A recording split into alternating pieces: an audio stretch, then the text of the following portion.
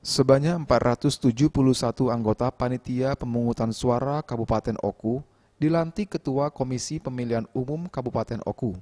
Selain dilantik, anggota PPS juga diberikan pembekalan untuk proses pemungutan suara.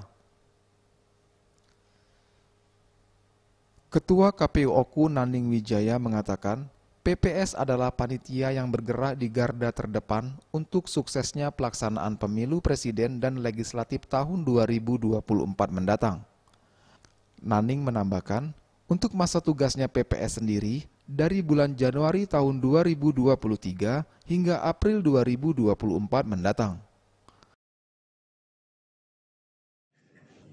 Hari ini kita melakukan pelantikan panitia pemungutan suara di 157 desa kelurahan di Ogan Pemilu.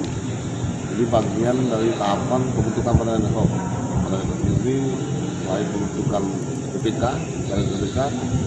dibentuk juga TPS dan stadion PPS. Hari ini ada bagian pembentukan atau pelantikan stadion PPS. Masa kerja dimulai dengan hari ini sampai dengan bulan April tahun 2024. Dan tugas pertama adalah segera membentuk sekalian. Bagus Mihargo, Sriwijaya TV.